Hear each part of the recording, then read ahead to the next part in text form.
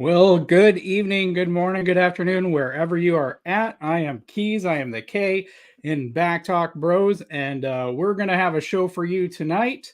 Gooch will be with me here in a few minutes, and but in the meantime, we're going to hit the intro after I let you know we're going to talk about Chiefs review of last game. We're going to preview this game against the Chargers. Of course, we're going to have to talk about the McCole Hardman reacquisition, the trade with the Jets. And we're going to answer your guys' questions in the chats. We'll be here until 9 p.m. Central Time or Arrowhead Time, not GEHA time. And yeah, so go ahead and hit that intro. Y'all ready for them Chiefs? Y'all ready for them Chiefs?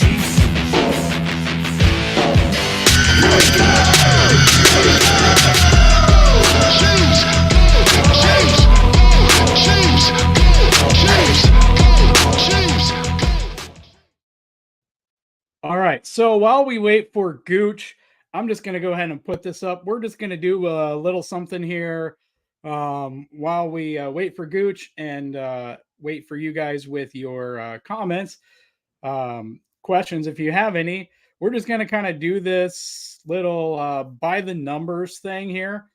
And so I'm going to put up here a collection of different things that I have pulled off of Twitter or X, if you want to call it that. And we'll just kind of look at those things. So we're going to start with, let's see here.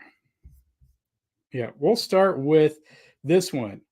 This is via Joseph Hefner, one of my favorite follows on Twitter, member of KCSN. And so he is one of my favorite analytics guys out there. If you're in the RGR Discord or if you follow him on Twitter, he does little pillboxes after every game.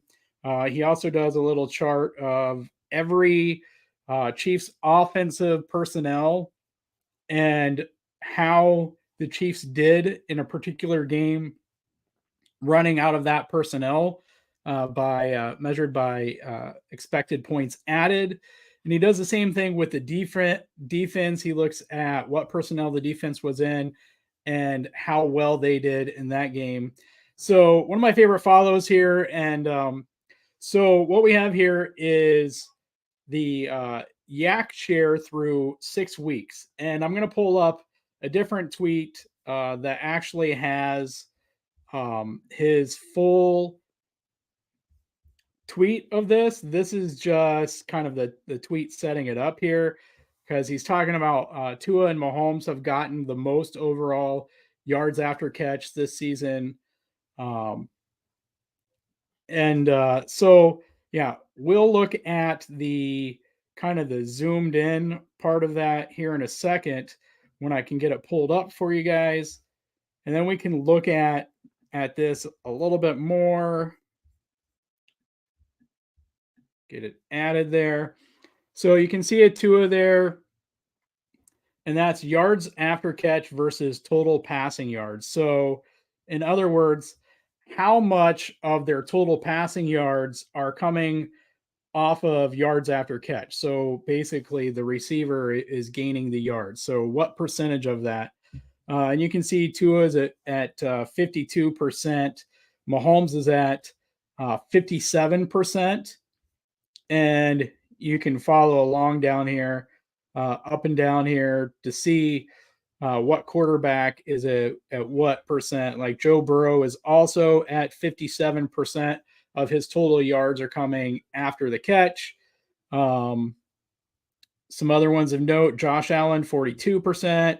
Jalen Hurts, 43%. Russell Wilson, 50%. The quarterback will be facing this week. And Justin Herbert, 49%. So about half of his yards are coming from yards after catch. Now, some people are going to have their own take on what this means. If we go back a couple of years ago to when defenses started playing all these too high shells against us, and we would aggravatingly tell Mahomes to take what the defense gives you. Well, he's doing that now, right? We saw the first couple of years in the league. We know he can beat you deep. We saw that connection with Tyreek.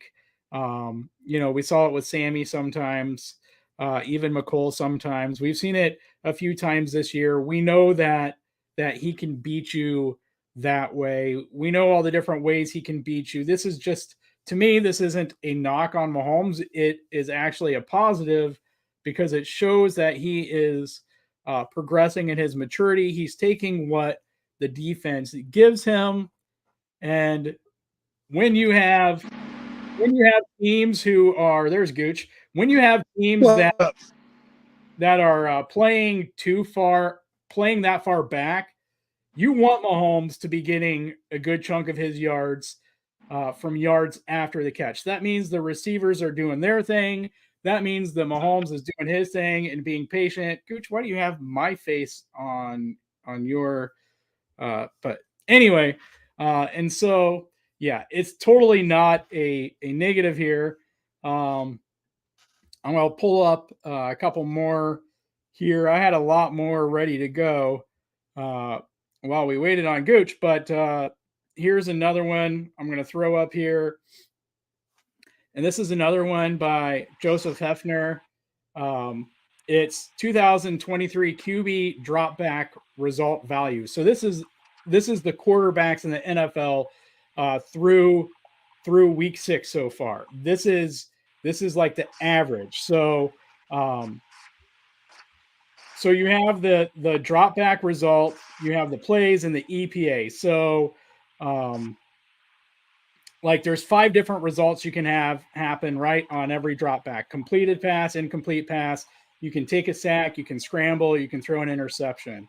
And so this is just a baseline for, making a completion, adds 3/4 of a point. An incompletion takes away almost 2/3 of a point. Taking a sack almost takes away 2 whole points. Scrambling gives you about 1/3 of a point, and an interception takes away 4.5 points. So these are just kind of some fun things here, and I'll leave it up to Gooch and you guys if we keep going. I got a few more of them here by the numbers. You want me to keep going, Gooch? You're on a roll. All right, let me see what we have here next. I could probably throw up some stuff that might start a fight. I don't know if I want to do that. Here, let me throw this one up. This was from the broadcast the other day. We can do this as kind of an LOL, but I'm also going to do it because I saw someone on Twitter try to discount. It was a Patriots fan, obviously. Try to discount what Mahomes and the Chiefs are doing. Made the comment about the AFC West is weaker than Tom Brady's AFC East. So I'm going to throw this out here. Most losses by 3 points or less the last 2 seasons. We see AFC West, AFC West, AFC West on there. That's what, 18 losses over the last 2 years between the rest of our AFC West foes by 3 or less points. Those aren't teams that are like getting blown out. Those are teams, you could argue they need better coaches. Some of it could be fluky. Some of it could just be the teams they're playing against. But to me, it kind of speaks volumes of, hey, the AFC West isn't necessarily terrible. You have 18 losses by 3 points or less the last 2 years. Gooch, do those numbers surprise you? No, the West is good, and even with terrible quarterback play, bad coaching, and with the Raiders both. I mean, if you're losing by 3, you're in the game with a chance to win at the end. So you're legit. What that's telling me is you're either tied or up, and somebody kicks a field goal to beat you or whatever. It's just The AFC West has always been tough. That's what makes the 16 straight against the Broncos impressive, because it's just hard to win in division. I mean, it really is, and the games are tight. And if they're playing other teams tight and losing by 3, then they're in the games. There's talent. That's what the salary cap is for. It makes the playing field as level as possible. You know what I'm saying? So it doesn't surprise me at all. What surprises me is that the Cardinals were on that list.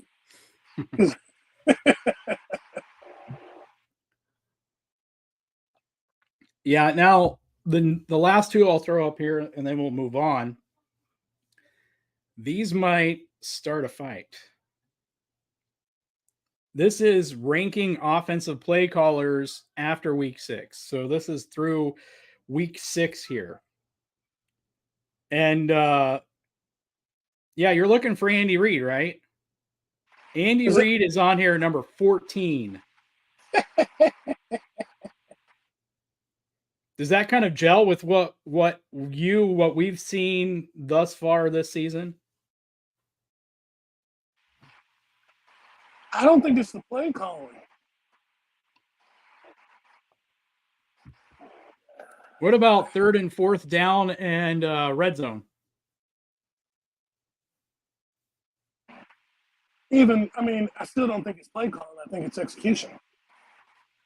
I think the plays are there. I think we've got a lot of new guys running routes. I think you're trying to give Kelsey a break so you can keep him healthy for the stretch run, the playoffs, and all of that. And I think people are trying to find their way. I don't think it has anything to do with the plays. So it's a matter of execution. So your argument would be then that even to the extent that it's play calling handicapped by personnel.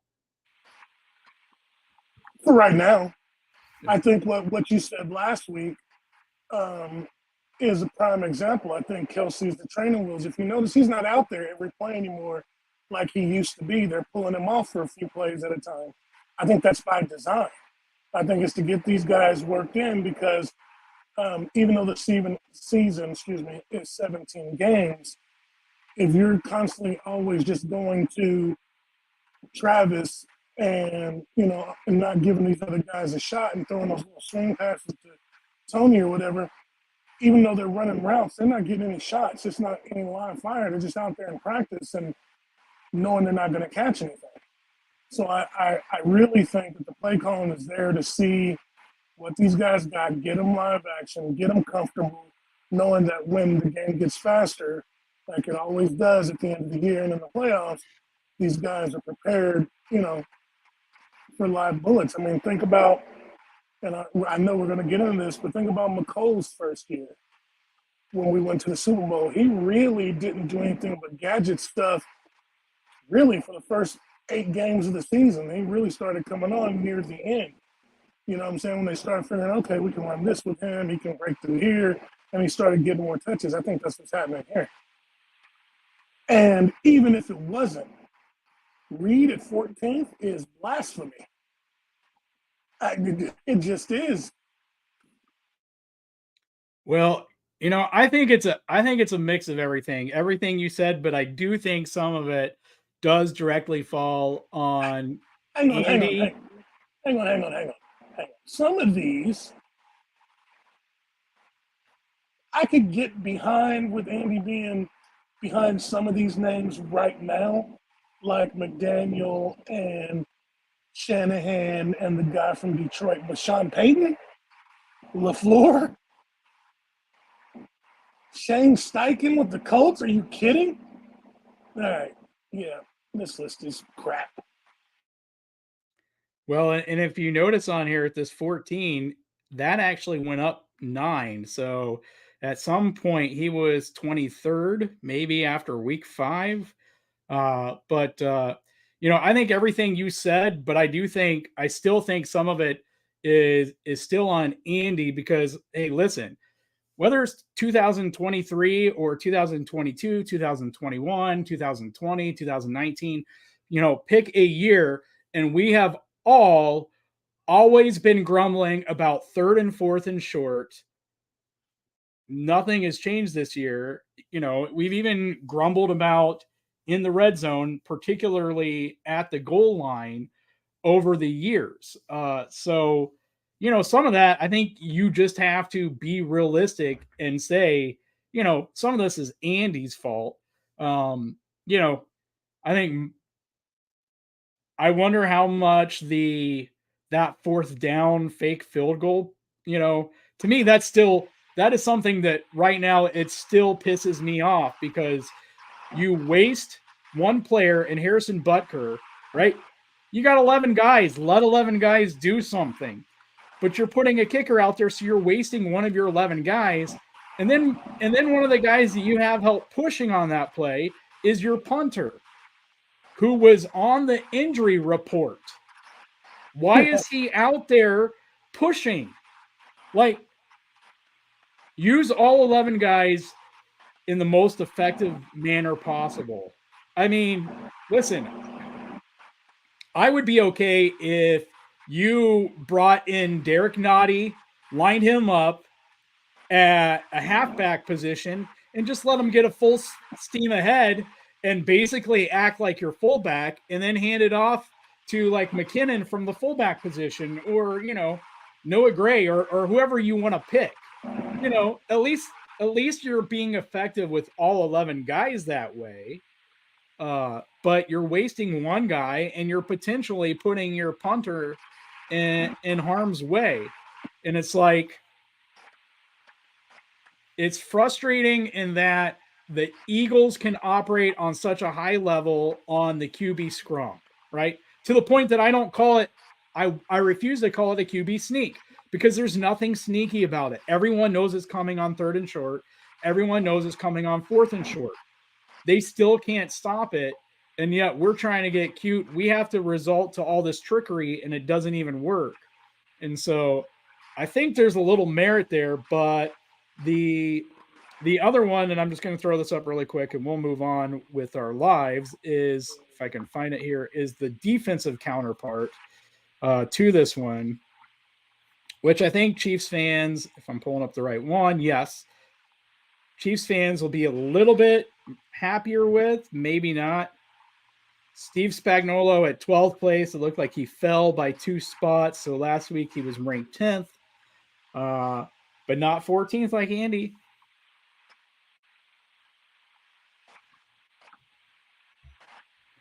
There's some surprising names on this list below Spags, like Sean McDermott, Lou Anarumo, Bill Belichick, Vic Fangio.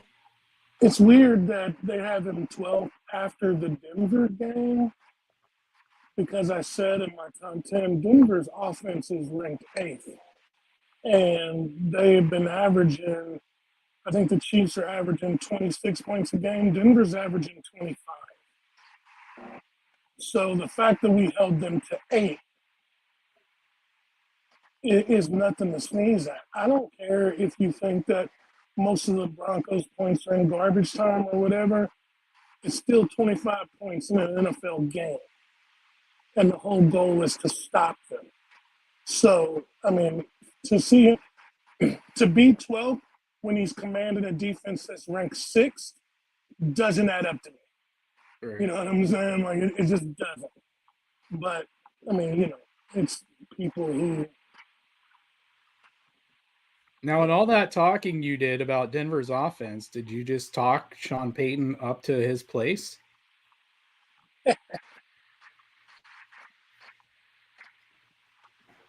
God, I hope not. All right. Well, we're done with by the numbers. I got plenty of stuff to share, and I can do this every week as we wait for Gooch to join us each week. But let's go ahead and hit the chat really quick, and then Gooch, what do you want to start with? You want to recap Broncos game? You want to preview Chargers, or you want to talk about the McCole Hardman trade? Well, Holly threw the question out there and asked, what do we think about Hardman being traded back to the Chiefs? So let's just start with that, because that's the new news. And I'm New not sure. news. New news. Um, We're gonna get a copyright strike now. yeah, no stuff. I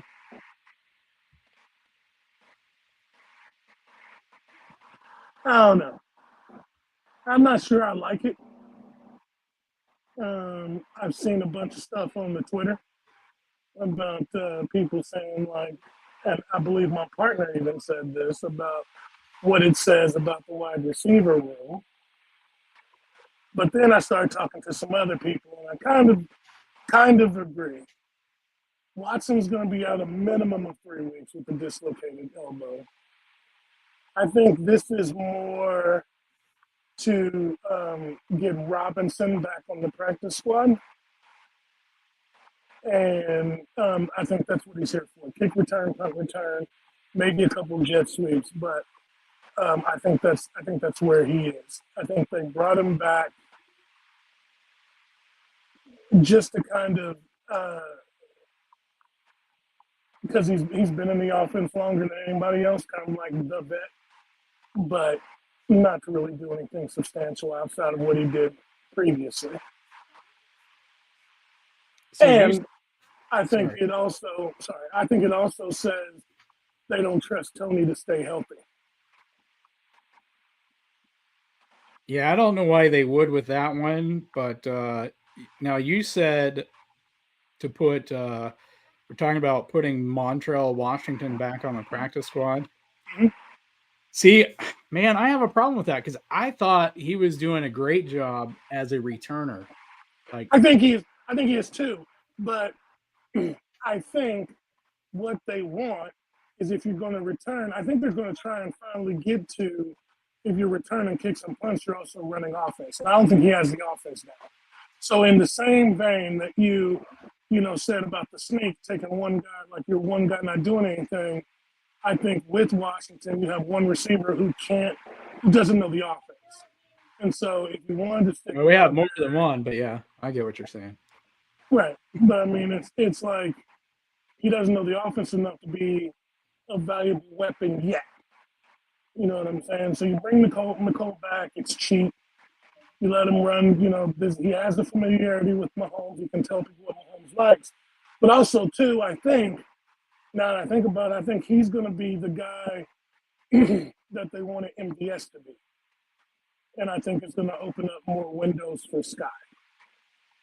I think they assumed that Kadarius and MVS would be able to drag more people out of that where they really want Sky to play, which is where they want Rashid to play, and kind of take that load off Kelsey in that middle of the field, kind of out of boundary portion while the field's being stretched. And McCole can do that with his 4-3.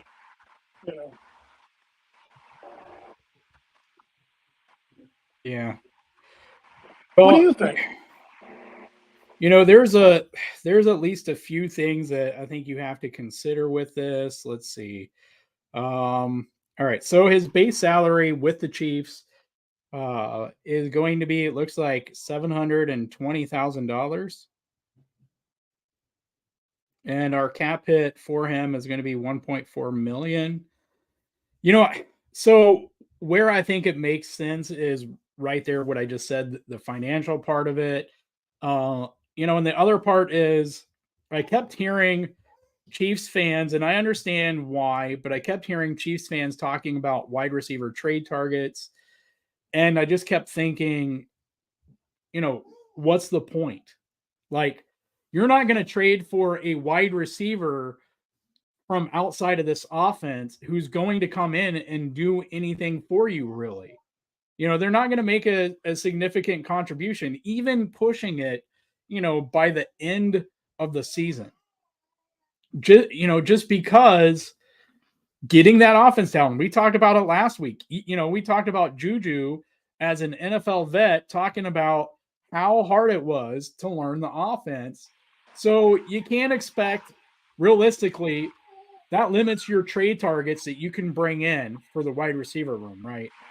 You have Justin Watson out now, someone that was dependable, someone they knew what they could expect from. I don't know that you would say McColl is dependable, but they at least know what they can expect from him. The money fits. Where it kind of gets, kind of iffy for me is, in some of my reading, it was brought up that he could, uh, acquiring him could end up with us losing a 5th round comp pick for reacquiring him. And, that part kind of sucks because then you kind of have to add that into what we're giving up for him. If that comes to fruition, and I have to think that it will, and Veach would know that ahead of time, but you have to add that in the price of acquisition. And if you look at it that way, the Chiefs are getting McCole Hardman and a 2025 7th round pick. So we'll probably forget about the pick until April of 2025 in exchange for a 6th that year. But there's a good chance we're going to give up a 5th round comp pick for 2024.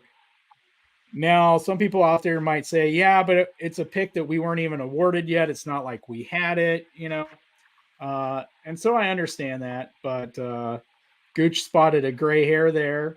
I think Gooch has been deathly afraid that Frank Clark is next, and so that gray hair popped up after the McColl trade just because he thinks it's coming. He there's blood in the water. He's afraid to And two guns is getting a physical tomorrow. I am not ready. I am not two guns back. Is he getting a physical? Is that true? Tomorrow, yeah.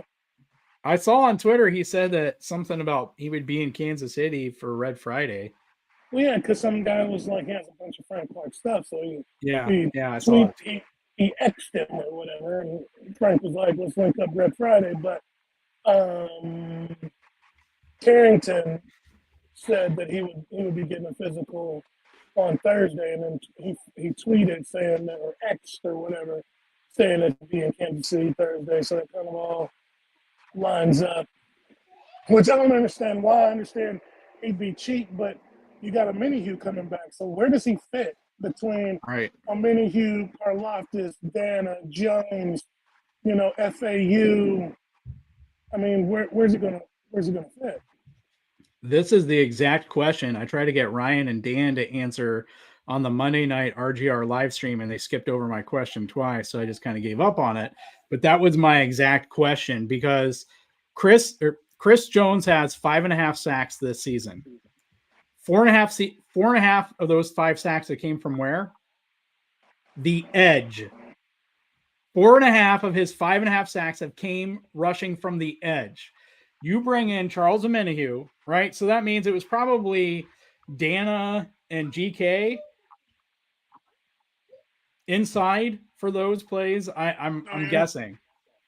And so you bring back Omenihu, and it probably is going to mean that GK kicks back outside or Dana loses some snaps, which I think would be terrible unless, I know they're going to ease Omenihu in. So, maybe it's not that big of a deal. Maybe for at least through the bye week, it's whoever spells Dana is going to be Omenihu instead as they ease him in. But at some point, and I guess having a fresh Dana isn't, the worst thing in the world, but, Dana is such a quick inside pass rusher that I'm just with you. It's like, who's going to lose those snaps? Is FAU going to lose those valuable snaps? Why would you, Carlos Dunlap has been a free agent forever now. Why wouldn't you just bring him in? I liked him much better last year anyway, and I've seen people out there, bringing him in to be on the 53.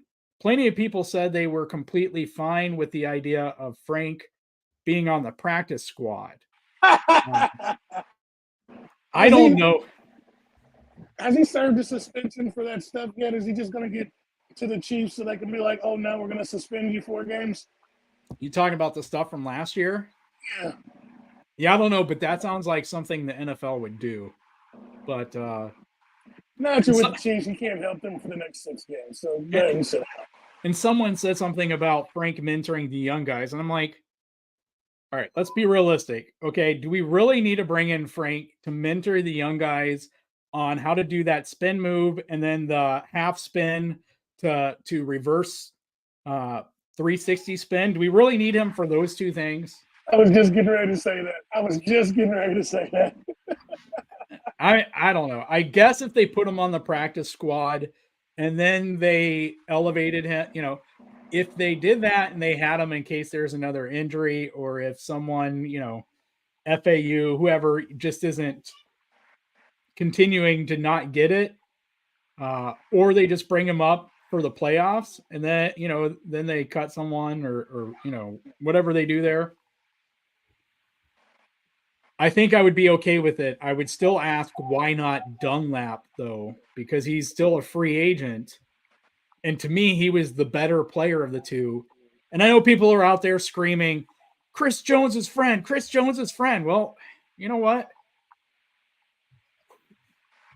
Do you really think that if they bring Frank Clark back, do you think even if they brought, first off, he's likely not going to be back for next year regardless, right? There's no way there's always a way, but there's such a slim chance that they would bring him back for 2024, even if he came back now, unless he really just I don't think it's that he realized his worth, right? You're not going to get him from McCole Hardman's cap hit, for 2024. He got a little bit of money from Denver. From what I read, he gave up. He restructured and gave up some money so he could get traded or cut. Almost $2 But billion. but do you think he's going to play for like vet minimum next year? Because if not, how can that move be about trying to get Chris Jones to sign long term? Because Frank's likely not going to be here next year anyway. Like, are you just trying to get, Chris in a good mood by bringing Frank back to get Chris to sign the contract, just get him while he's on his Frank high or something? Good point. Our insider Liz says Frank is actually here in KC right now. Or there in KC right now. Liz has sources. Gooch is going to tell you who that source is.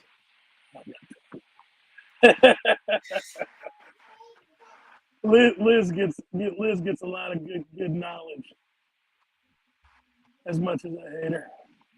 I thought How you doing, Liz? I tossed up the softball to you. I thought you were going to hit it out of the park.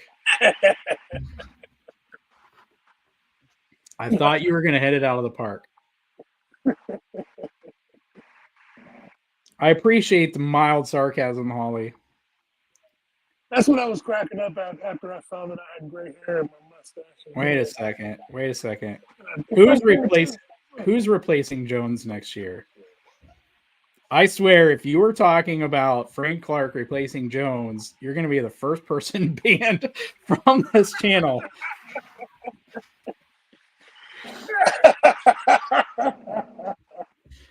I think she's joking. Okay, we don't have to ban anyone. Holly says that she would support bringing Dunlap back. Holly, I'm glad we're all on the same wavelength here. Holly, tell me, what were your thoughts of? Because I know we were in Thunder Dan's live stream chat together when we heard that Tommy was on the injury report.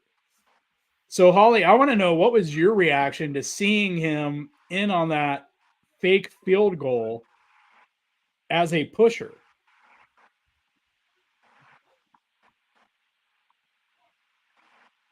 I don't know if she's talking about Frank Clark with the two moves, the half spin. Yeah. Well, he starts with the half spin. That's how he sets them up.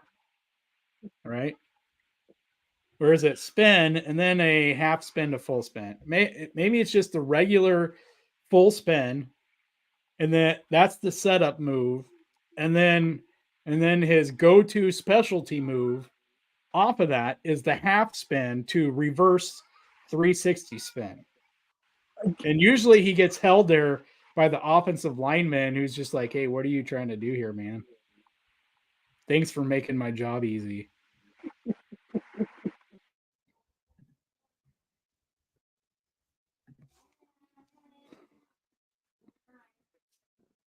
Gooch, I don't see you anymore.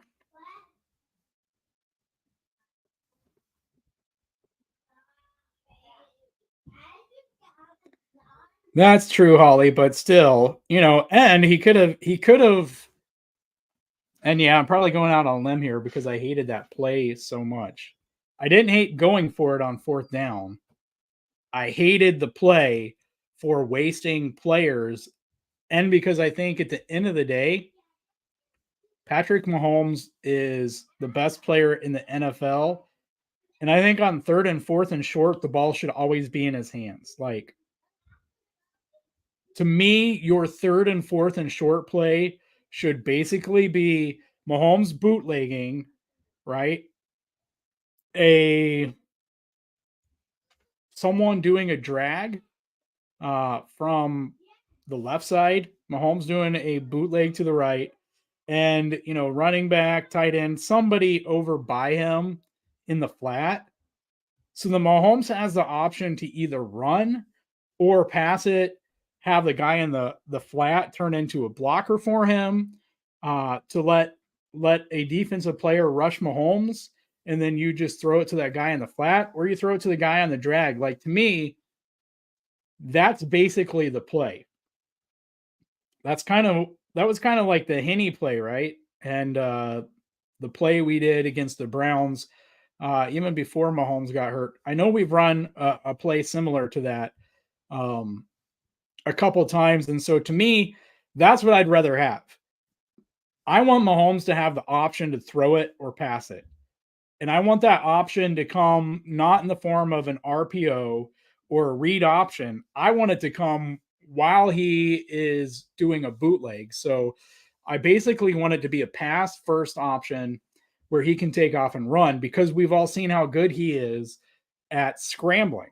And most of the time, his instincts are right on when to tuck the ball and run or when to pass it there. So for me, that's what I want. I want the short passes there so he can dump it off if he needs to, or if the pass isn't there, for him to run and get the 1 or 2 yards, whatever he needs. And to me, some variation of this is your 3rd and short, your 4th and short play. And you can do variations off of it. I trust Andy to do that. What I don't trust him to do is anything other than that on 3rd and 4th and short. So looks like Gooch has a phone call here. So I guess we'll be a minute before we get into the week six recap and week 7 preview. So if you guys have any more questions really quick while Gooch is gone, we can hit those. And just like that, Gooch is back. Sometimes it sucks being the boss. You should, Gooch, this is 2023. You can probably do a Kickstarter to get a Gooch signal so that they don't have to call you. They can just do the Gooch signal in the sky. Right. And I would come. It'd be that easy. However, you need a pretty big one for all the states I cover, and then I'd have to guesstimate where you are. But we can make it work. All right. Holly says, well, before we get into that, what I was saying, Gooch, when you took off there, is what I want to see on 3rd and short, 4th and short, is some iteration of Mahomes doing a bootleg, running back, tight end in the flat, same side, wide receiver, tight end, I don't care, doing a drag from the left side over, so that Mahomes has the option to pass or to scramble for the 1st down, because you don't want to take the ball out of Mahomes' hands on 3rd and short and 4th and short. You just don't. You want to give him the option there, How about And so, how about this? If you're gonna do the stupid tush push brotherly shove thing, and you really are worried about Mahomes' knee, which I understand, I would be too. If you're gonna use it with Blake Bell, how about this variation? Somebody send this to Andy. I'm having an epiphany. When they go to do the little shove, why not hand the ball behind you to a running back who can bounce it outside when everybody's concentrating on trying to stop the guy from coming up the middle? No one would be expecting it. If you want to be cute and you want to do that kind of stuff, line up like you're going to do it. Have your back behind you like he's going to push the guy and try to push him to 1 yard. And while they're in the push, have the quarterback or Blake Bell, whoever, just hand the ball behind him. Everybody's looking to stop the play right there. You could bounce it outside and probably get a touchdown, at least the first down. Stop trying to run the Wildcat with Tony because he wants to be the hero. And on that one play, McKinnon or Pacheco had 4 yards. Like, and I'm like, what the heck? You know what? I'm not going to get on this rant. I'm not going to do it.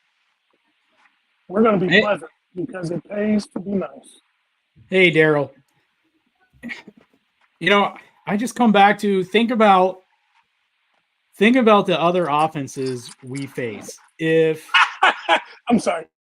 I mean, like, if the Bengals took Burrow off the field on 3rd and short or 4th and short, would you be terrified or would you be happy? If the Bills took Josh Allen off the field on 4th and short, would you be terrified or happy? If the Chargers took Justin Herbert off the field on 4th and short, would you be terrified or happy? If the Cowboys took Dak Prescott off the field on 4th and short, would you be terrified, or would you be happy? If the Eagles took Jalen Hurts off the field, if the Ravens took Lamar Jackson off the field on 4th and short, would you be terrified or happy? And you can substitute that with, if any of those guys handed the ball off, would you be terrified or happy? And it's like, unless you have Derrick Henry on 4th and short, keep the ball.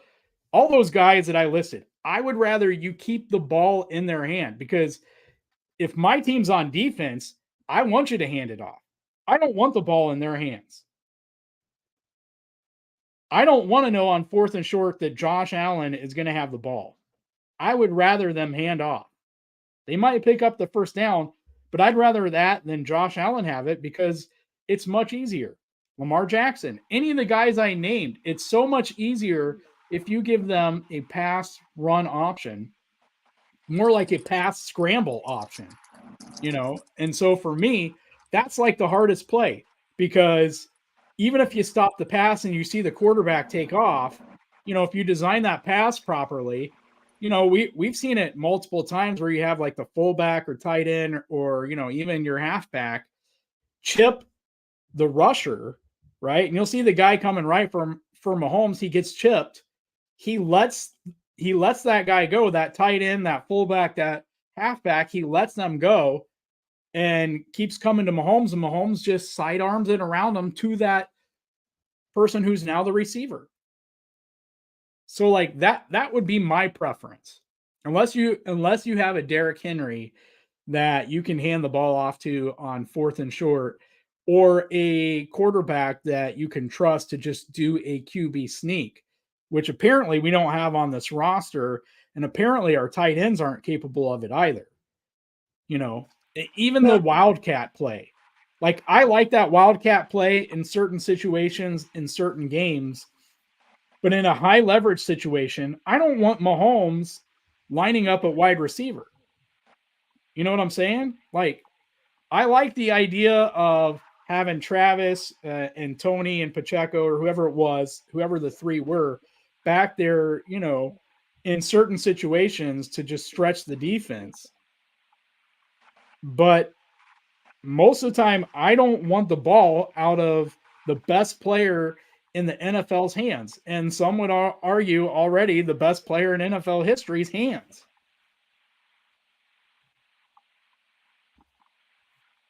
I'm letting you respond here, Gooch. I agree on most of that except for Dak and Mahomes. The two people that have literally been hurt in piles like that. But I'm not talking about sneaking it with them. I'm talking about giving them a short passing option where if it's not there, they can take off scrambling, is what I'm saying. You want the ball. There's nothing more terrifying than all those quarterbacks, and you can add to that list on 4th and 1, even when you get their pass, even if you're doing coverage like perfectly, you have perfect coverage, and you see that quarterback take off, right? Then you're like, oh boy, here we go. That's what I'm saying. Liz with the blasphemy today. I see that. She's just going to keep it going.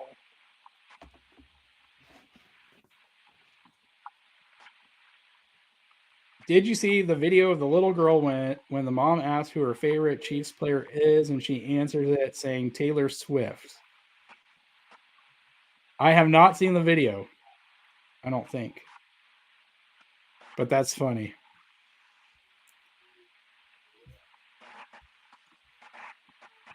All right. We're going to hit, Holly, we're going to hit your question here in a second. Liz says, I think it's time to downgrade Henry a little. Yeah, I think we're there. I think we're finally at the point that we thought, Henry was going to be at a year or two ago. He was kind of getting that Brady treatment. Like, it's got to be this year, right? For the last 3 years, the downfall has got to be coming this year. We said that like the last 2 or 3 years, and I think we're finally there a bit. But I think some of that is also their offense.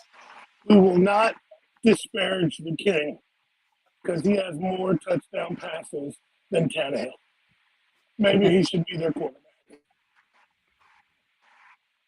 But I do think it's some of their, what is their passing game that teams can't just key on Derrick Henry, right?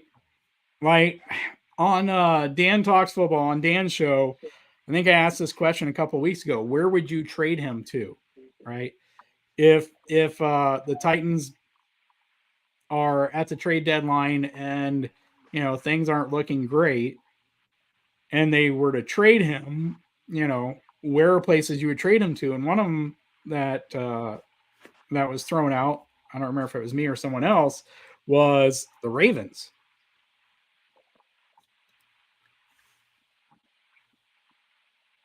That would be nasty. That would be so nasty. That would be, it'd be nasty for everybody else because we've got the Henry Soul Stealer and Nick Bolton. That'd be nasty for everybody else. Oh, man. I mean, I don't think he's dropping off that much. Not yet. Could you imagine him in San Francisco with CMC is kind of like a... Right. Man. Little thunder and lightning, man. And San Francisco's been pulling that stuff off. They got Gregory from the Broncos, and he already had a sack. He couldn't sniff the quarterback in Denver. He's already got a sack. Well, I think some of that's Vance Joseph, but yeah. So, yeah, I think he's slowing down a little bit, but I think it's more about the offense itself. Defenses can key off on him because of the rest of that offense. Like, defensive coordinators aren't stupid, so you have to be able to make them respect the pass, or they're just going to key off on them. And that offense hasn't looked good enough to where, they move away from them too fast, it seems like this year, and maybe a little bit last year. You get a tackle for a loss because the defense can key off on them. And then all of a sudden, well, you feel like you have to pass, I think he's still a dangerous weapon there, but hopefully Gooch. I was gonna say hopefully you didn't get another phone call here, but yeah, Holly says that as well. She doesn't think it's all on Derrick Henry. Now, if you're here, Gooch, we will. Oh, we should probably recap week 6 first. Daryl says that he's happy to see McCole back in Kansas City. That McCole Hardman and MVS should help to open more up on the inside. You know, I said this. I just said that a minute ago. I said this and I got a lot of hate, but it's what I've seen the last year and a half now. Like on the all 22, most every route the MVS runs, he is being held by the defense. Like you can say whatever you want to about his hands. You can say whatever you want to about his route running. But this is just what it seems like. And yes, that's a little bit hyperbolic. You know, I'm exaggerating a little bit. But basically, every single route that I see MVS runs, he's being held. So there's that. Holly says Gooch likes to keep us wondering. Gooch is in the dark right now. Not really sure. Holly said, sorry, didn't mean to jump the gun on the week 7 preview. No, Holly, Frank Clark would appreciate you jumping the gun there. All right. All right. We can recap 6 and then hop into 7. We don't want to leave. All right. Week 6 recap. Oh, I'm sorry. Oh. Liz, me and you, I swear, I'm going to make a special trip. I swear to God, we're going to have to get out in the gravel.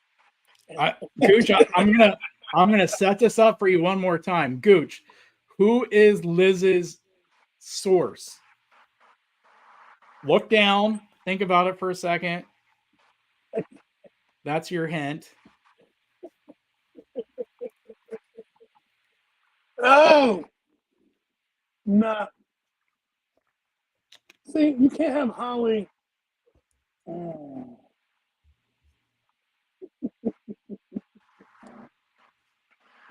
I'm lost. I've been working too hard. I'm gonna have you hit it out the park for me, partner. Let's see. Red guy, hot, lives someplace really hot. Rhymes with Sean Payton. I know. Yeah, well, that's why she never gets sick, because germs don't even like her. Spawn of Satan, that she is.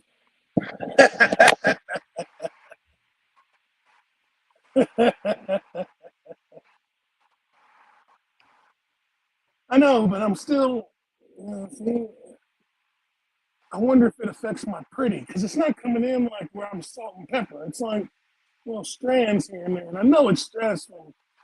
Clark making all these decisions and then trying to do all this other stuff. That's probably why my health's been crazy. Just, they talking about bringing back 2 guns. Like I'm just really stressed out. And now Daryl's laughing. Ain't this some...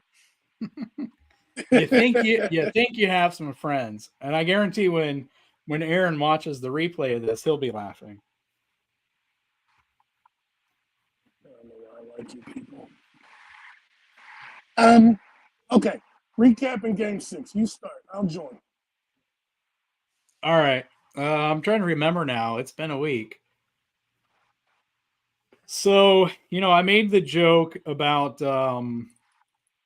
Nathaniel Hackett making 2 quarterbacks look good.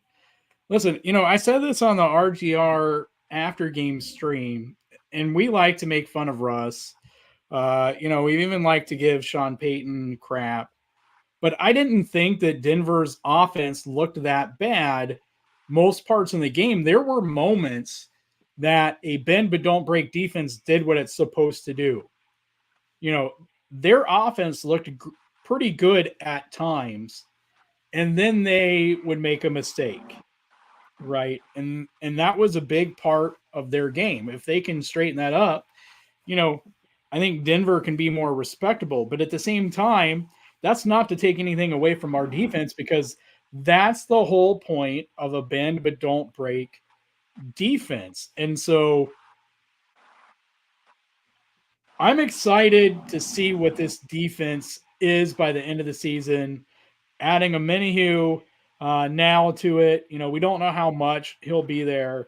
We should see more Drew Tranquil. Even with Bolton back, we should still see, however Spags wants to get him on the field.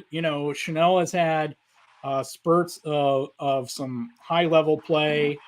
McDuffie is a bona fide stud. Sneed, as Gooch and many others would say, contract year is undefeated. It's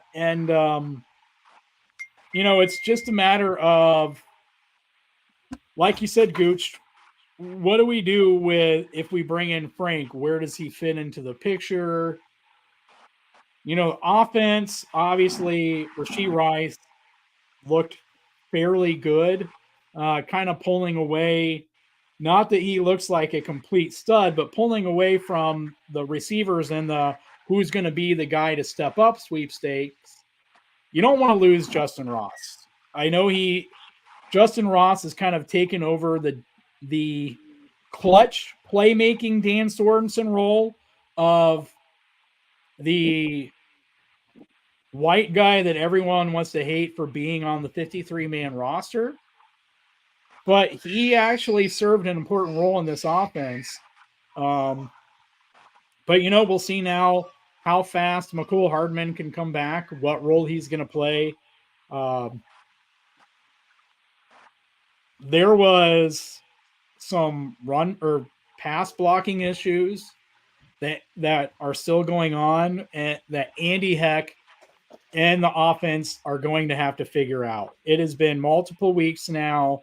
Robert Saleh and the Jets, I don't want to say embarrassed the offensive line, but they definitely took advantage of the fact that we have two new offensive tackles and stressed the communication between Donovan Smith and Joe Thuney and Trey Smith and Jawan Taylor.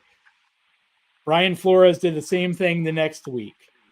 Vance Joseph did the same thing this last week, and there's one play that particularly sticks out in my mind. That third down sack the Mahomes took on a screen pass where I forget the defensive lineman now, but he just ran right through. Like Jawan Taylor passed him off to Trey Smith, and Trey Smith wasn't even looking.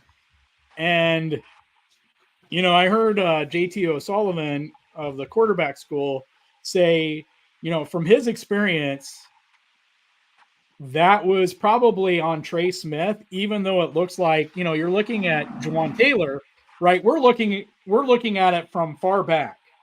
And so we have the whole picture here. Jawan Taylor doesn't have eyes in the back of his head or the side of his head, right? And so, he can't see. He doesn't have that Mahomes peripheral vision, and he doesn't have the same view of the whole field that we do. And all that to say is there's some offensive line communication. There's some stuff that's being stressed, and Andy Heck and the crew, they need to get that stuff figured out. But it's also, for me, it's great that you get those weaknesses early.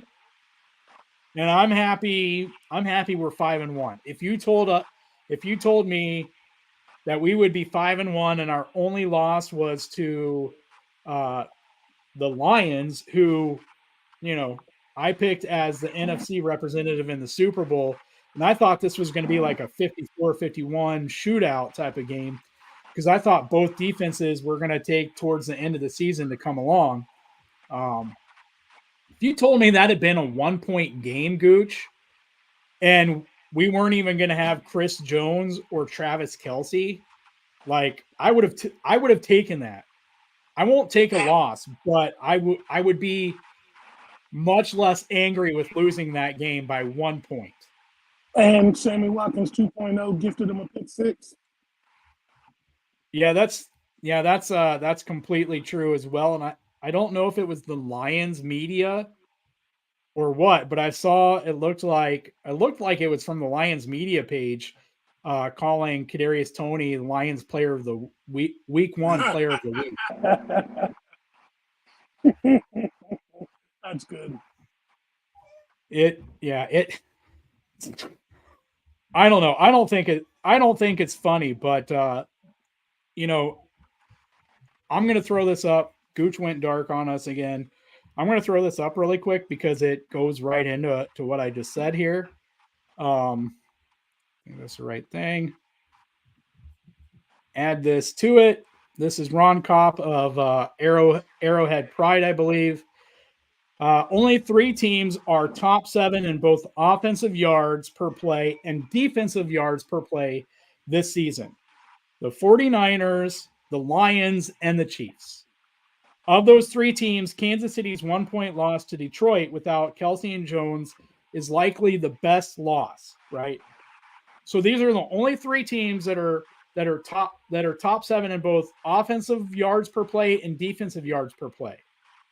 All 3 of these teams now have 1 loss. Of those 3, Kansas City has the best resume for having 1 loss, being a 1-point loss to Detroit, who's on this list as well, and doing it without Kelce or Chris Jones. So wanted to throw that one up there because I think that kind of says something to this team. So, but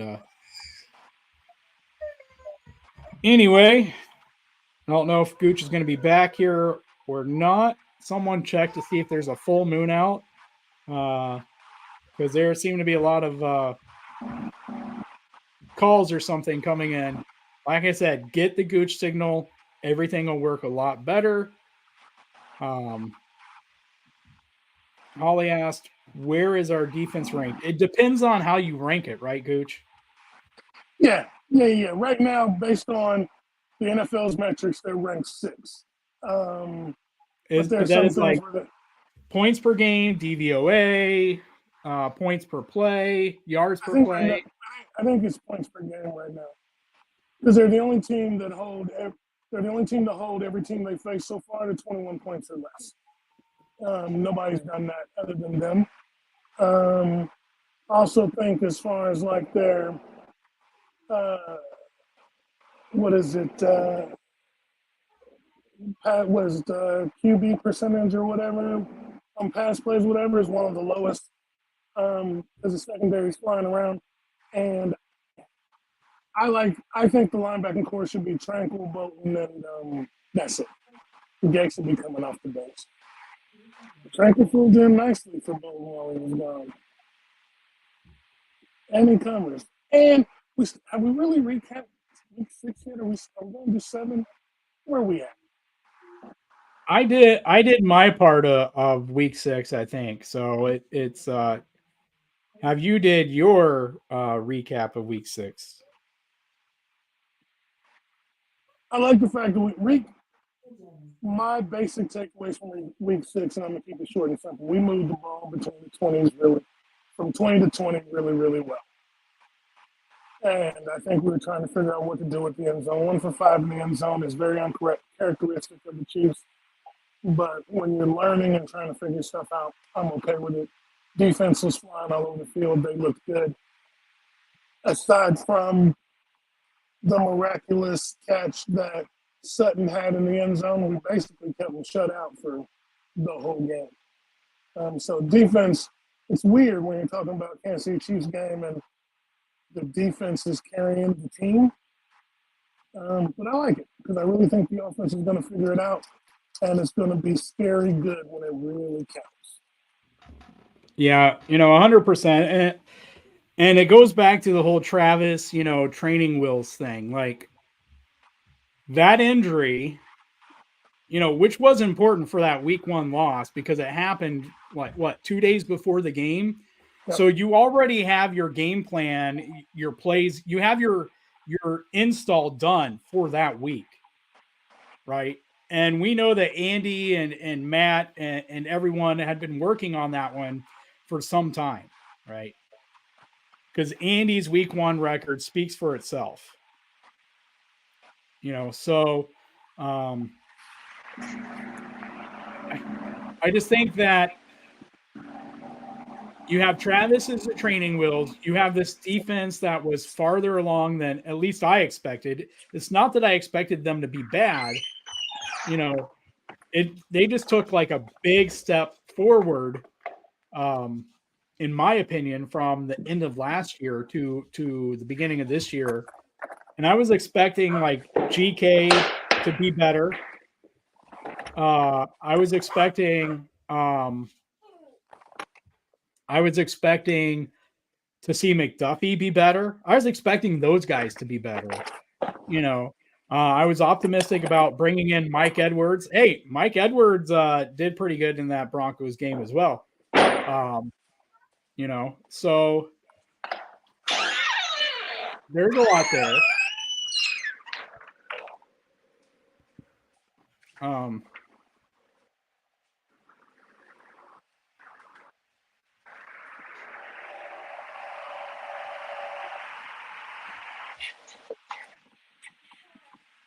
So yeah, like I don't know. To me, it sounds good, but so week 7, Gooch, if you're there. Oh, I'm here, baby. I'm not going anywhere. I'm right here. I just have to go dark because I have to. They're not calling now. They're sending text messages, and so I can answer text messages real quick and not have to, really disconnect from the line. I just have to vanish for a sec. I don't know what to think about this. I think the next 2 games are trap games, in my opinion. Why do I say that? Because yes, Mike Williams is out for the Chargers. Keenan Allen is back to dealing with his hamstring thing, but he looks good. I mean, it all depends on which Herbert you're gonna get. Dallas technically shouldn't have won that game. Herbert throws that interception, which, right. Everybody says Herbert's elite. I just don't think he is. I think he's prone to too many mistakes, and we've won a lot, but it's the reason why I say it's a trap game, because if the Chargers don't win this, I'm not talking about playoffs for them or anything like that. If the Chargers don't win this game, the Chiefs will have the AFC West wrapped up by Thanksgiving. And yes, most of them can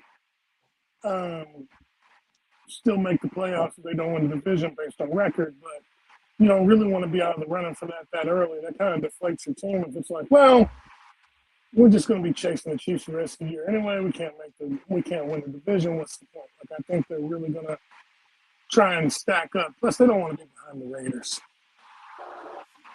Nobody does. Let me ask you this, Gooch.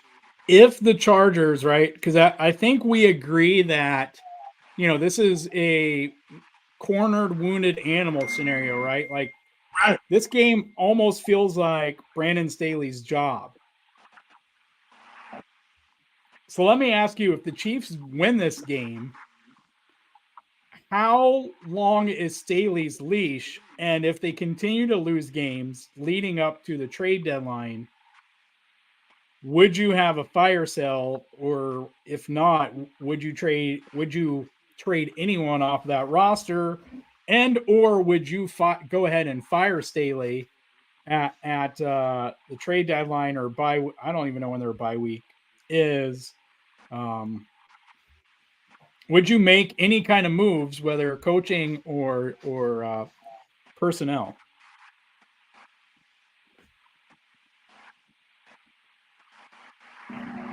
Honestly, if it continues to go bad, I'd have Staley gone by the bye week or midway point of the season or whatever, and I'd let Kellen Moore see what he could do with the rest of the season.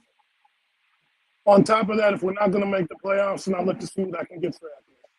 Because Eckler only signed a 1-year deal and he's going to be gone next year. You'd rather get something for him than nothing. Because outside of CMC, I'm trying to think, he might be the second best dual threat back in the game. Because when he's healthy, he's great. Like, and he really is. I guess the same could be said for McCaffrey too. When healthy, great. But if you lose to the Chiefs, it depends on the loss, I guess I should say. If you lose bad, like we're gonna have a conversation. I mean, it was already bad losing to the Cowboys. I don't know if you threw that on Herbert or Kellen Moore, who wanted to try and run the score up on the Cowboys because, personal reasons. But I just don't know how much longer you can stay with them. But me personally, if they lose to the Chiefs, they'll be 2-4. And for all intents and purposes, probably out of the division race. I probably would start looking at replacements and seeing what I can get for certain things to build for. Because Kellen's not going to, if they let go of Staley and they make Kellen the head coach, he's not going to keep a lot of those guys. So you might as well start, maybe not fire selling, but kind of, what do you call it? Cold calling people like, hey, if I was to put Eckler up on the block, what could I get for him? You know what I'm saying? Because it's all going to change when they get rid of him, or finally get rid of him. The problem is the Spanoses are like the Yorks in New York, and like the Rooneys. Like when they're set in, they're pretty much set in. It has to be a catastrophe for them to be like, okay, this isn't going to work. But hopefully they don't see it too late. Herbert is a great quarterback. Maybe not elite, but good. And you don't want to waste that time. I mean, sucks that you have to spend the next 10 years battling Mahomes. Right. But you still don't want to waste the time because those could be good games. And, we always say, any given Sunday, I mean, Herbert could win 2 from the Chiefs and Mahomes. I'm saying the ball could bounce that way, and that could be your playoffs or whatever. You don't want to wait till you don't want to Phillip Rivers in. He's too good for that. So I would start making decisions like. Yeah, and you talk about wasting Herbert's prime, and the reality is for Herbert and basically all these quarterbacks that sign their extension, they have 1, 2, maybe years where they have low cap hits. They sign their extension, they have maybe 2 years, maybe 3. So they got to get it done, right? I mean, yeah, we expect a jump in cap hit, in each year for the next however many years, but you got to think that they're going to get raises too, right? Just like Mahomes is going to get a raise every 3 or 4 years. I think we can expect that they're all going to get a raise, every 3 or 4 or 5 years as well. Every 3 years, probably not every 5, but like every 3 years. I want to go back to what you said though, Gooch. When you're able to come back on, what I'm going to ask is, because you brought up Austin Eckler, and it's someone that Dan Andrews, guys, I mentioned, Dan's mentioned in our description here of Dan Talks Football, which you can see us guest star on sometimes. But Dan's talked about how before Staley came, Austin Eckler was, or maybe not Staley, maybe it was when he brought in Joe Lombardi. Like before then, Eckler was getting a good amount of slot use. And I forget the numbers, but, I don't think much has actually really changed, but it seemed like Eckler was getting something like 150 to 200 snaps or so from the slot every year. So I have a dual part question for you, Gooch.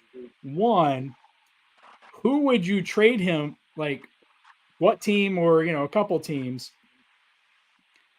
do you think would be a great trade partner to take on Eckler if the Chargers did fall and crash and get rid of pieces? And the second part is, as a free agent next year, would you be interested in bringing him into KC, and how interested, especially knowing, he can give you 150, 200 or so snaps, not just out wide, but in the slot.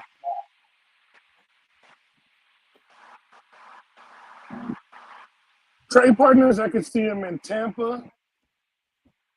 I could see him in Carolina.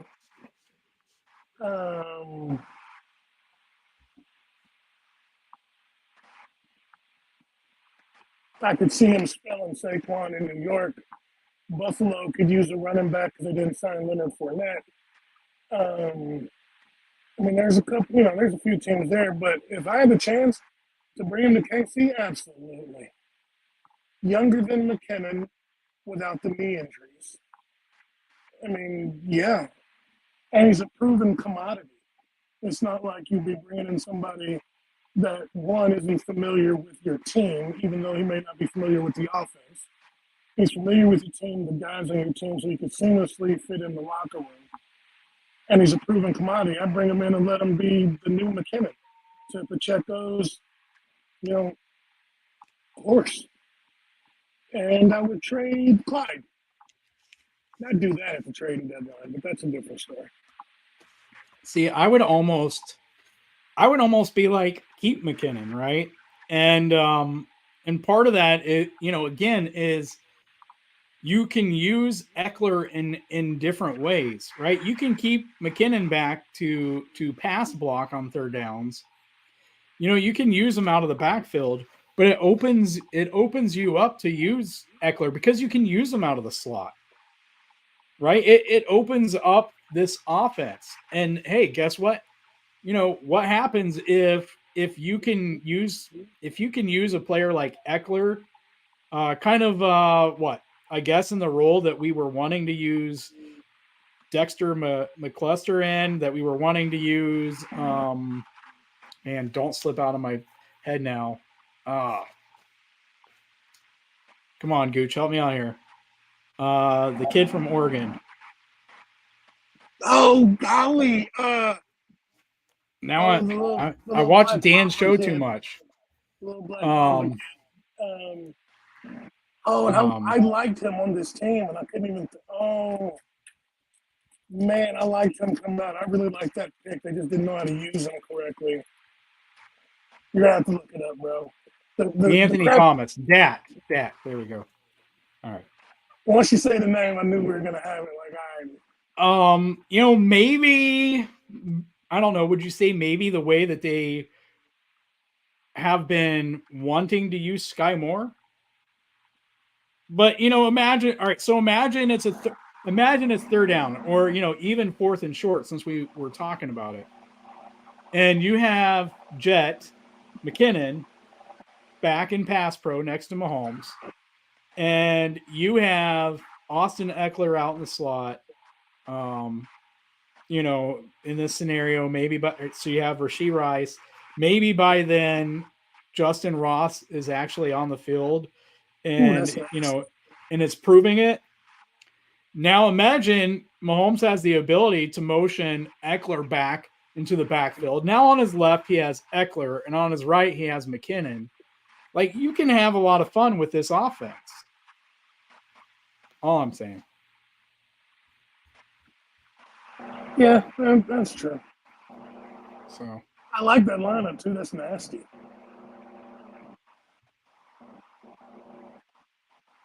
There's somebody named H Keys in my chat. Not quite sure who that is. I thought I told you to wait in the truck. I'm just kidding. Oh boy. All right. I'm sorry. I'm just playing. Are you in the house or you at work? How's the nieces and nephews? No, she is at work. Is she? Yeah. I got all. No, I won't. All right. I'm trying to. Let's see. So, week 7 preview.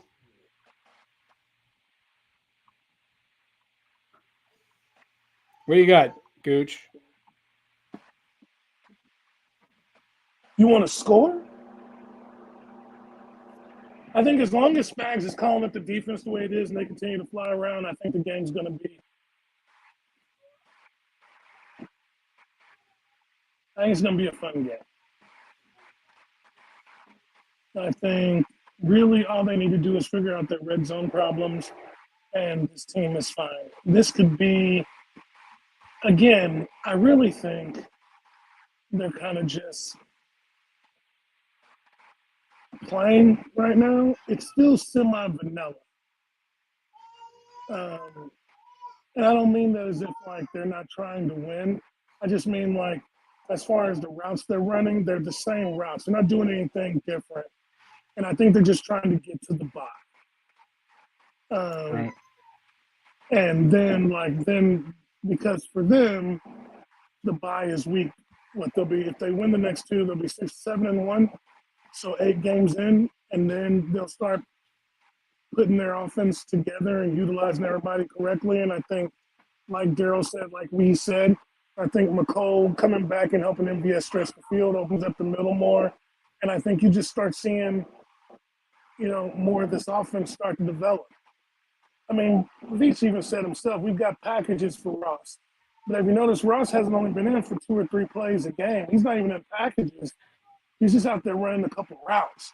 So there's stuff we haven't seen.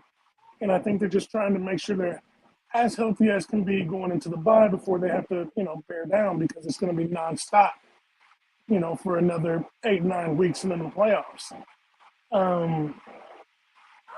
So I think as long as they are 60% in the red zone and the defense continues to play, I'm thinking AFC West games are always tight. Chargers, the last 5 games against the Chargers have been 3 points or less. So I'd say 35-32 Chiefs.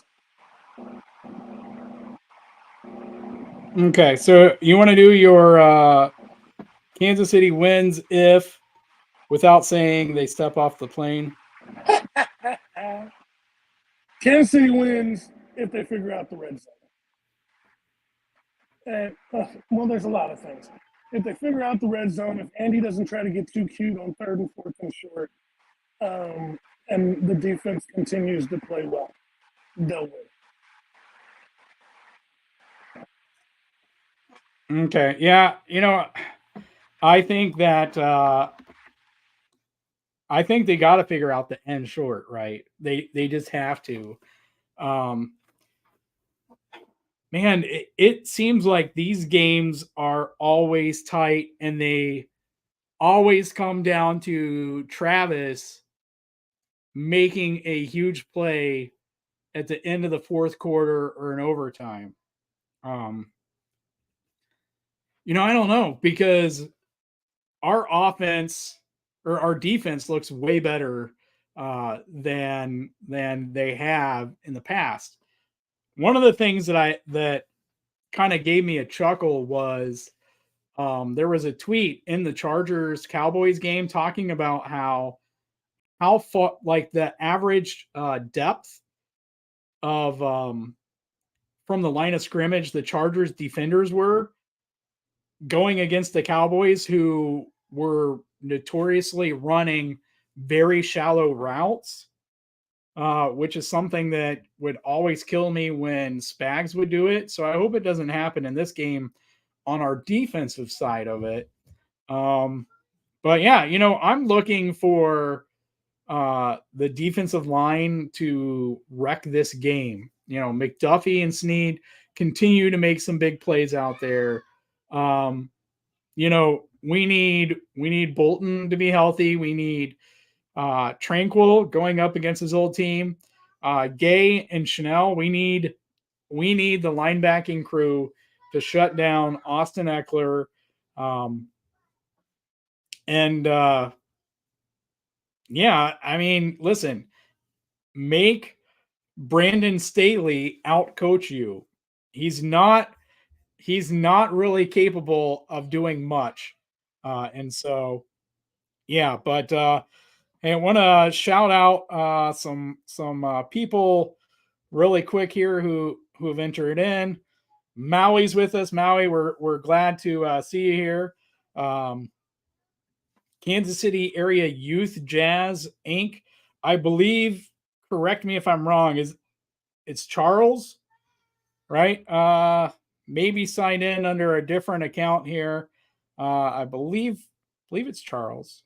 Starts with a C, right? I believe it's Charles with us.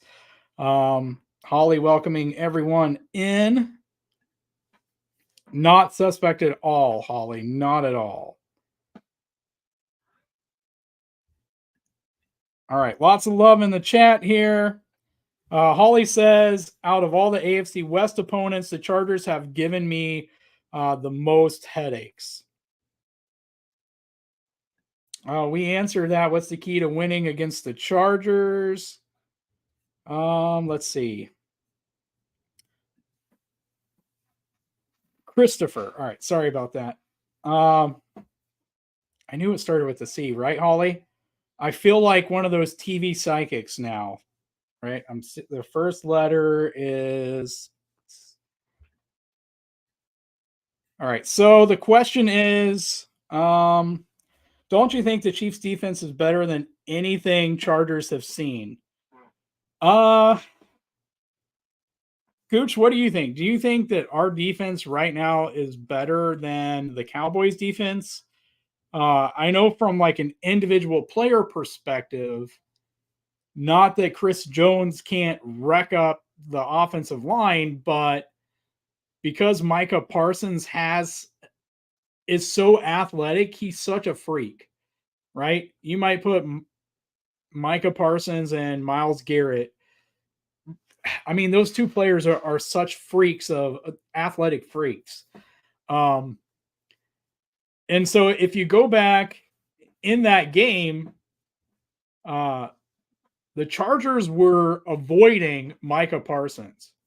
So I hope Spags was paying attention, because I would be surprised if Kellen Moore isn't going to do the same thing with Chris Jones. Wherever Chris Jones is, we're going to try to avoid, right? That's my hunch. And so it's going to be up to the other guys. And can Spags and Joe Colin, and I believe they can, be creative enough to put CJ in situations where he's going to win in the passing game, or otherwise make sure that if they try to run away from Chris Jones, other guys are in position to make plays, especially in the run game, and definitely, hopefully, in the passing game. All right, we changed our YouTube from Burnett Music Foundation. Okay, that's all right. That's what I was thinking. So, Holly says Chiefs, Chargers, Charles, so many out there. Yeah, Holly, do that. Everybody out there, make sure you check out Kansas City Area Youth Jazz Inc. Let's see if we abbreviated, whether that be KCAYJI. KCAYJI. That kind of rhymes. So, but yeah, definitely. And Christopher, in the chat, if you want to leave it up here really quickly, give a synopsis of like what you guys are doing. Anything you want to put up there, we can put on the screen here really quick. It's 9:00, guys. We don't want to push much past 9:00 because Thunder Dan, another Chiefs content creator, will be starting his stream. So, we're not here to compete with anyone. We love that we have so many Chiefs content creators out there. So, we would encourage you guys to switch over there. But Christopher, if you want to throw something up really quick, and we'll get it highlighted so everyone can find out a little bit more about what you guys are doing in the Kansas City area. I'm gonna run down some of these while we're waiting on that. I think they can hold the Chargers to less than 20 point. I think it's a good test for them. I think the Chiefs defense is going to be the best that they've seen so far this year because the Cowboys, although great, they're missing Diggs, which is their shutdown corner. And they had trouble with the Cowboys. And we have our two corners I would put up against,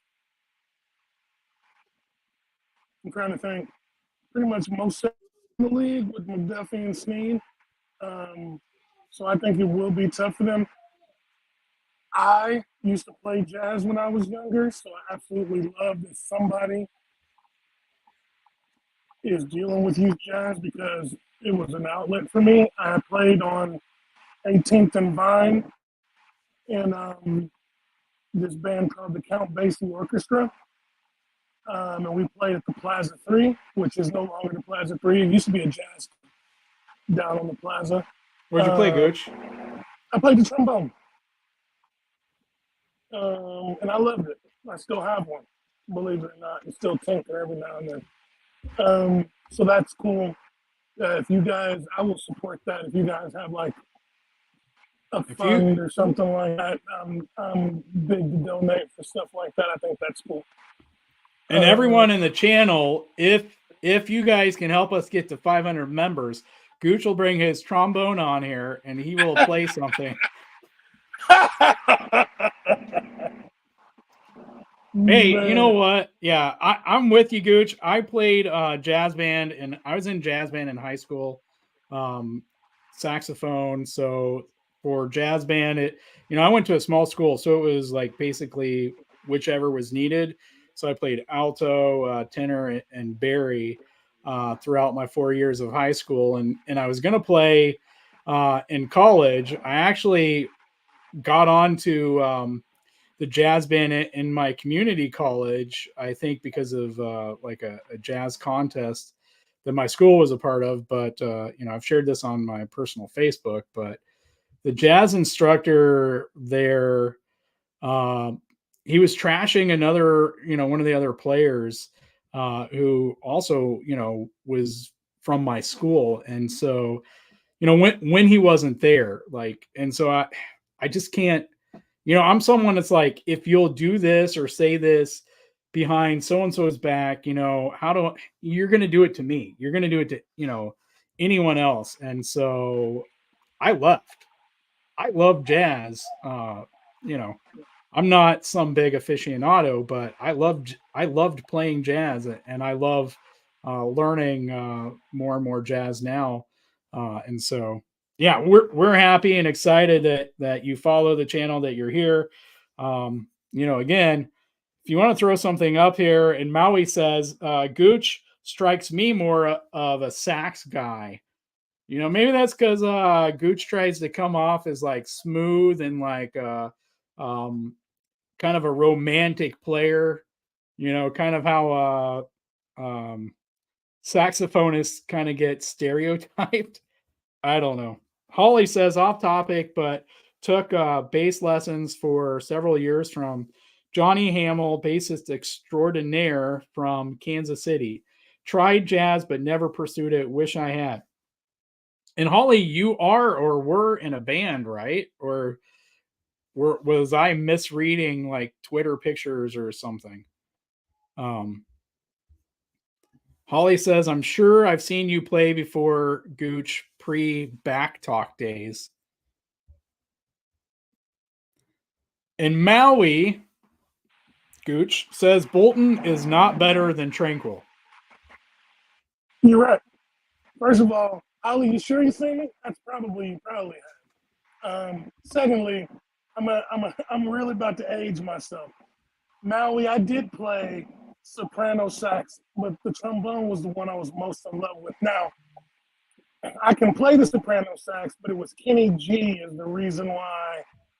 If you don't know who Kenny G is, you need to look him up. But Kenny G is the reason why I even started getting into music because I loved his sound and stuff like that. But then I just loved the trombone and playing jazz on it and stuff like that.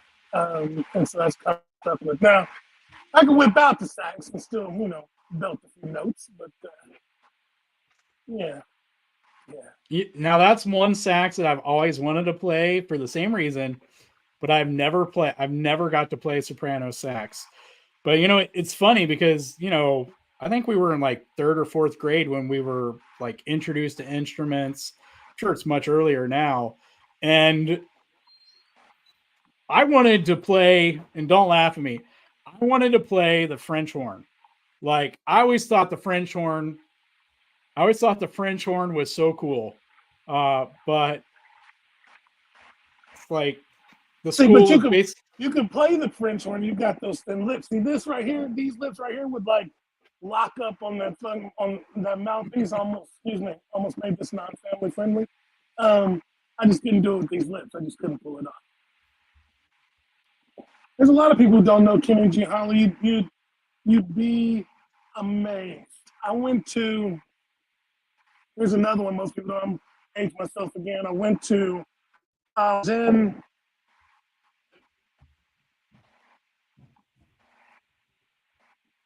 Must have been in Michigan. I walked into this pool hall, and again, they had a jukebox, and they're playing, and I walk in, I hear familiar guitar sounds. I'm like, oh, I'm jamming out to it, and and it's not even a race thing really. A white and a black kid walk in, they're like, who is that? And I'm like, that's the greatest guitar player that ever lived. And they looked at me with a straight face and said, Stevie Ray Vaughan? And I almost had a heart attack. And I was like, who doesn't know who Jimi Hendrix is? Who doesn't understand God-given talent? Like the man had to learn how to play a right-handed guitar left-handed. It's because I didn't make them. It's amazing to me. And yes, Kenny G is awesome. I have a couple of CDs floating around, probably back at the house. Now I want to get a soprano saxophone. I forgot. I got married and had kids and forgot my dream. Maybe Holly, maybe I'll also finally fulfill my dream of playing the French horn as well. But I went to a small school and they listen, like I said, it was like fourth grade. Okay. This was basically what they said. They didn't say this, but they were basically like, what the hell would you can't play French horn here. Like it was a small school. What would you play French horn in? Was basically the response I got. So I'm like, marching band, baby, marching band. So I defaulted and I'm basically like, well, I wanted to play the drums. And you know why I didn't play the drums. My parents weren't going to buy a drum set for obvious reasons. So I'm like, fine. I settled on the next coolest thing, saxophone. And speaking of sax, Chris, sorry. I was close though. It was CH, and there was an R in it. So as Holly would say, and an S, right? But yeah, Chris plays saxophone too, if I'm not mistaken. So maybe other instruments as well. But anyway, yeah, I did marching band. We are way from off from football. I'm on this niceness kick. It won't last long. I agreed with you today, but you know me, I want the smoke. So I'll disagree on most. Me and Keys are getting along right now. What does that say? We haven't argued about anything. That's not like our shows, but we're on it today. So. Yeah, see, I think it depends though. I think it depends because Dan says the same thing, but it's like we're on the same wavelength on a lot of things. And we remember the times that we disagree because it's shocking. And you're like, wait a second, we think the same on this, and this, and this. So how the heck do we not, how are we're complete opposites on this issue, and it's like, and you're just like, well, how does that even happen? How do you get so far off? When we're so close on this, and this. And so, I think that's it. And to me, it depends on what you're talking about. I think as the green dot, I think Bolton is the guy. I think as the running back wrecker, Bolton is the guy. I don't want to see Drew Tranquil trying to stop Derrick Henry. I want to see Bolton stopping Derrick Henry. For a lot of other things, yeah, I don't disagree with you. I want Tranquil on this team after this season. I want Bolton on this team after this season. So, like, I'm not going to hate on either one. So it is what it is. All right, guys, it is 9:12 here. If you guys have any last questions or comments you want to say here before I let Gooch come on here and he pays some bills, go ahead and throw them up really quick. And then, like I said, you can jump over to Thunder Dan or anyone else on here. So